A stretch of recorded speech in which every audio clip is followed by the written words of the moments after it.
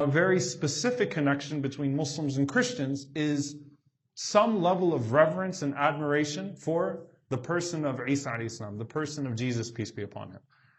It's special. The fact that the two largest religious groups in the world both hold this man in awe and respect and admiration is special, and it's not something we should take for granted. And you'd be shocked that many Christians have no idea, they have no clue that we have any regard whatsoever for Jesus, peace be upon him. The idea that Isa alayhi salam means anything to us is a shock to many Christians, especially when you say, yeah, we actually believe in the return of Jesus, peace be upon him. We believe Isa alayhi salam is coming back. It's like, wait, what? What are you talking about? Because the assumption is that we are Muhammadans, just as they are Christians, and so we replace Isa alayhi salam with Muhammad sallallahu alayhi wasallam, and so all of the implications of what Jesus, peace be upon him, means to Christians, Muhammad sallallahu alayhi wasallam means to us, which we know is not true. In fact, a very easy look at that would be that Jesus, peace be upon him, is mentioned more by name in the Quran than Muhammad sallallahu alayhi wasallam. Jesus alayhi salam, Isa alayhi salam is mentioned 25 times, the Prophet sallallahu alayhi wasallam mentioned by name 5 times. That doesn't mean that Isa alayhi salam is greater than Muhammad sallallahu alayhi wasallam. That means that there is a heavy emphasis on the person of Isa alayhi salam, the story of Isa alayhi salam, the mission of Isa alayhi salam, the message of Isa alayhi salam. And Allah talks about Jesus, peace be upon him, in a very holistic way in the Quran. It's not just that he's not the begotten Son of God. There's so much more to the story of Isa alayhi salam in the Quran. And so as a starting point, when we reach out to our Christian neighbors, we have to start with the person of Christ. That look, we have something in common here. Now let's talk about what we have in common, then let's talk about where our paths now differ and what the implications of that are. That's the way that Allah taught us to reach out to different people, to reach out to different communities. Many of you attended the 4-week class that we had with Reverend Andy Stoker at First United Methodist, 4 weeks where we talked about birth, life, crucifixion, and resurrection over 4 weeks. And you can see what a loving dialogue looks like between Muslims and Christians about the person of Isa alayhi salam without shying away from the differences, but instead stating them after stating the commonalities.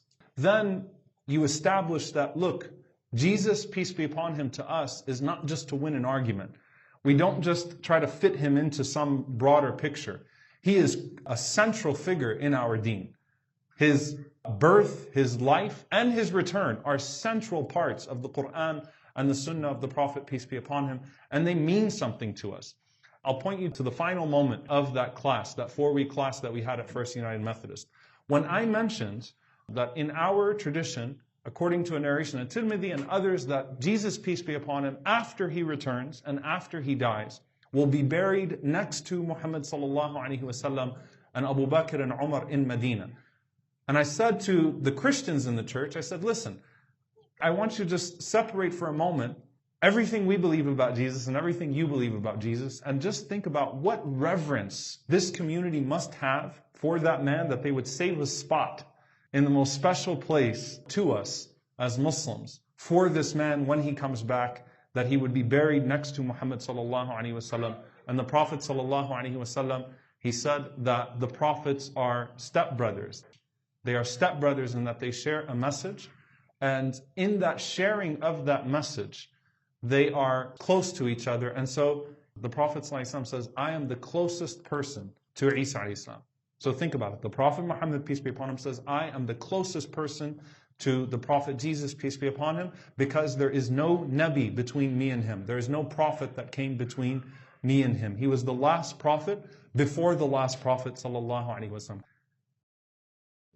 What does it look like in Palestine, in Judea, before Jesus, peace be upon him, comes? Since Julius Caesar, the Romans practiced what's called syncretism, where you had client kingdoms, semi-independent kingdoms. So a people that ruled, but they really were ruled. Okay? Similar to our Muslim countries today. They're client kingdoms, they don't actually have autonomy, right? Back then, you had Herod, who's known as the king of the Jews, who operates under the Roman Empire, but it's a semi-independent kingdom. It still has to pay taxes. They still have to answer to a higher Roman authority. And that's something that causes a lot of hatred, a lot of resentment amongst the children of Israel, amongst Bani Israel, that we are still ruled from an outside power, that the temple has been destroyed, that we don't have autonomy. And this Herod, who rules from 37 before Christ up until 4 BCE before Christ, he's a successful king, but he's brutal. He targets political opponents. He murders anyone that he even senses threatens his rule. And he's really taking away the Jewish character, if you will, the Abrahamic character, away from Jerusalem, away from Palestine, away from these ideas of Tawheed and monotheism. He's removing all of that character. And instead, he's really focused on turning Palestine into a tourist destination. So he's the one to introduce sculptures and statues in that area, even though these were people that believed in the oneness of God. And everything in that context becomes about, to Bani Israel, who is the Messiah that's going to come and liberate us from this humiliation, from this rule.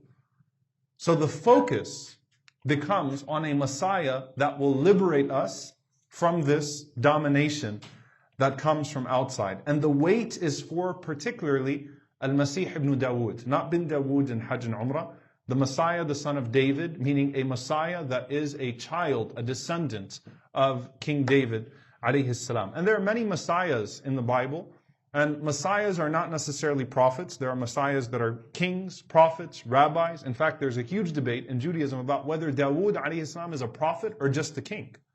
A Messiah means someone who's anointed, and when it's stripped of its religious implications, what the focus of that Messiah becomes is establishing the kingdom of God, establishing the rule of God on earth, particularly establishing the temple of Suleiman alayhi salam, re-establishing Jerusalem, upholding the Torah, ruling by that.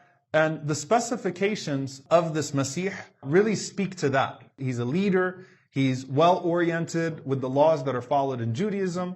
And Orthodox Jews hold the Messiah, the belief in a Messiah, as one of the 13 principles of faith. So it's a big deal to believe in this Messiah, this messianic figure that comes back and that reestablishes the law and restores the dignity of the law, and particularly restores the temple. He's a great military leader. He's someone that brings everyone to the worship of the God of Abraham, and he restores the temple. Now the emphasis in that time becomes on just the restoration of the temple. Who's going to come and restore the temple? In that context, there were many messiahs, or many people that were looked at as being the potential Masih, the potential Messiah. So the Messiah was never meant to be a child of God or someone that brings about this new concept of salvation or that dies for the sins of man. The Messiah was looked at as a powerful, authoritative figure that really brings the political rule back to Bani Israel. And because theology now was missing from them, deen was missing from them, spirituality was missing from them, corruption was rampant, the focus was all on that political power once again and that political autonomy. So for example, biblically speaking, the Persian King Cyrus, who is called a Masih, he's called a Messiah because he defeated the Babylonians and he restored the temple way before Isa alayhi salam. And if you read in Psalm 137 verse 8, O Babylon, you will be destroyed. Happy is the one who pays you back for what you have done to us. Move on to 137 verse 9. Blessed is the one who grabs your babies and smashes them against a rock. That's the passion of the restoration of the temple and a Messiah that comes back and gives us back our power. And because the Persian King Cyrus, who's not even from Bani Israel, defeats Babylon and restores the temple, he's given that title of a Masih.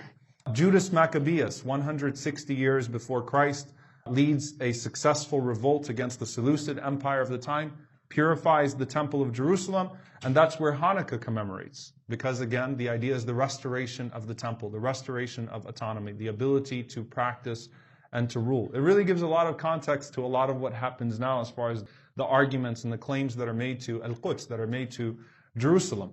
In the time of Isa alayhi salam. So there's a documentary by National Geographic called The First Jesus. Watch it. It's really, really interesting. It's fascinating. It's called The First Jesus. It's about a man by the name of Simon of Perea. He was only 4 years before the birth of Christ. He was one of the slaves of Herod, and he's a strong man. He's very cunning. He burnt down Herod's palace in Jericho. He burnt down a lot of his other palaces, so he staged this huge revolt against Herod, and a lot of people thought he was him. People thought that must be the Messiah because he was succeeding in doing a lot of things to Herod that had not been done by others. But he was caught and beheaded, and that was the end of him. So there's this idea of any time a figure rises, it's just like now, by the way, every day on Twitter, someone else claims to be the Al-Masih and the Mahdi, and they tweet at us and say, I just want to let you know I'm the Messiah.